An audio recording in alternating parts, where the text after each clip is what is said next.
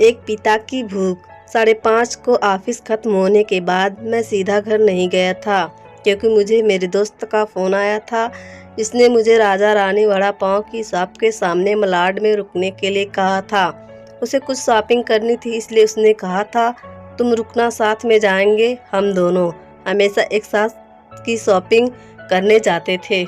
उस शॉप के पास पार्किंग के लिए पैरेलली कुछ लोहे के एंगल लगाए हुए थे। मैं उन्हीं पर चढ़कर बैठ गया और अपने दोस्त का इंतजार करने लगा। एक 70 से 72 साल का बुजुर्ग आदमी, आंखों पर मोटे कांच वाले चश्मे, मैले धोती और कुर्ता पहने मेरे पास आया। क्योंकि मैं लोहे के एंगल्स पर 3-4 फुट ऊंचाई पर बैठा था, उसने मेरे घुटनों को छुआ और बोला, बेटा एक वड़ा पाव खरीद कर दे दोगे तो बहुत अच्छा होगा, बहुत ज़्यादा भूख लगी है। मैंने जब उस बूढ़े आदमी की तरफ देखा तो वह मुझे रोजाना दिख रहे भिखारियों में से नहीं लगे। उन्हें देखकर ऐसा भी नहीं लग रहा था कि वह हर दिन भीख मांगते होंगे। ऐसे अचानक किसी बुजुर्ग ने मेरे पैरों को हाथ लगाया तो मुझे बहुत अजीब महसूस हुआ। मैं तुरंत एंगल से कूदकर नीचे खड़ा हो गया। मैंने अपने जेब में हाथ डाला और 50 रुपये निकालकर उस बुजुर्ग को देते हुए कहा, अंकल आपको भूख लगी है तो ये लीजिए 50 रुपये, कुछ खा लीजिए। बुजुर्ग ने कहा, नहीं बेटा पैसे मत दो, बस एक वड़ा पाव ला कर दे दो, उतना बस है मेरे लिए। ठीक है, मैं ला कर देता हूँ, आप यहीं बैठिए, कहकर मैं राजा रानी वड़ा पाव की दुकान में गया और एक वड़ा पाव खरीद कर लाया और बुजुर्ग को खाने के लिए दिया। बुजुर्ग नीचे बैठकर वड़ा पाव खाने लगे। मेरी तरफ देखकर वह बोले, ऊपर मत बैठो, गिर जाओगी, यहाँ बैठो, मेरे पास कोई साथ बैठेगा तो मुझे भी 2 निवाले अच्छे से खा जाएंगे। मैं उनका कहना टाल नहीं पाया और उनके साथ ही बैठ गया। फिर मैंने ऐसा ही उनसे सवाल करना शुरू किया, कहाँ से आए हैं, कहाँ जाएंगे, किससे मिलने आए हैं, वगैरह वगैरह। मैं नागपुर से आया हूँ, एक छोटे से गांव में रहता हूँ। यहाँ मुंबई में मेरा तुम्हारे जितनी उम्र का एक बेटा है, एक बड़ी कंपनी में इंजीनियर है, उससे मिलने आया हूँ। 2 साल पहले उसकी शादी हुई, लव मैरिज। बहू पढ़ी लिखी है, नए विचारों वाली। उसे सास ससुर यानी कि हम पति पत्नी गंवार लगते हैं, इसलिए हमारे साथ रहना उसे अच्छा नहीं लगता, इसलिए बेटा अब अलग रहता है, यही मुंबई में 2 सालों से।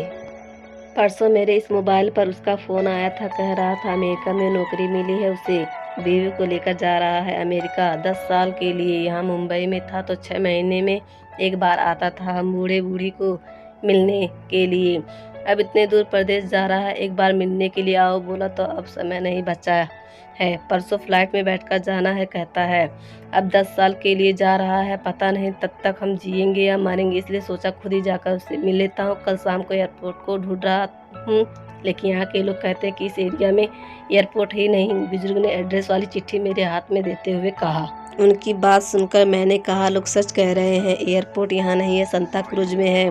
बुजुर्ग ने मेरी तरफ देखकर कहा, लेकिन परसों जब बेटे का फ़ोन आया था तो उसने यही पता लिखवाया था। मुझे लगता है ये फ़ोन भी ख़राब हो गया है, फ़ोन ही नहीं आ रहा है बेटे का। मैंने बताया था उसको कि मैं उससे मिलने आ रहा हूँ मुंबई। कहते हुए बुजुर्ग ने मोबाइल मुझे देखने के लिए दिया। अब मेरे एक हाथ में चिट्ठी और एक हाथ में मोबाइल था। मैंने मोबाइल का बटन दबाकर देखे, मोबाइल अच्छे से चल रहा था और मोबाइल में नेटवर्क भी पूरी तरह से आ रहा था। मैंने उनसे पूछा, आपने नहीं लगा के देखा फ़ोन बेटे को? मुझे कहाँ लगाना आता है बेटा, कोई फ़ोन करता है तो उठा लेता हूँ बस, उन्होंने कहा।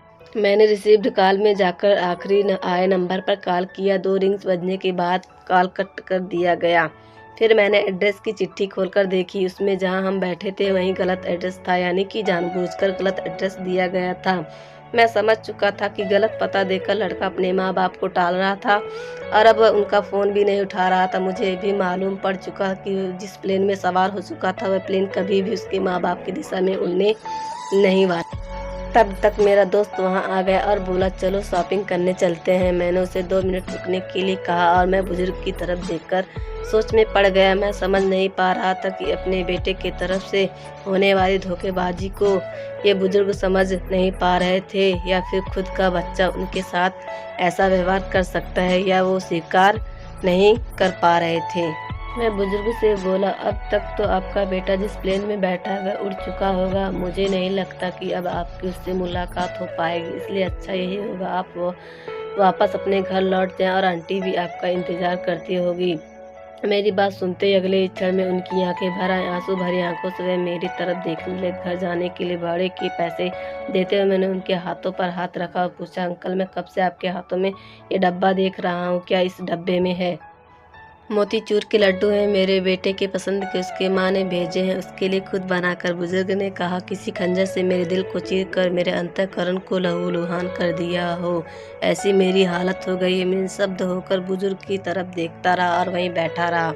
ए भाई चलना, देर हो रही है। मेरे दोस्त की आवाज़ कानों में पड़ी तो मैं होश में आया और ऐसे ही उस भीड़ में उसके पीछे पीछे चलने लगा।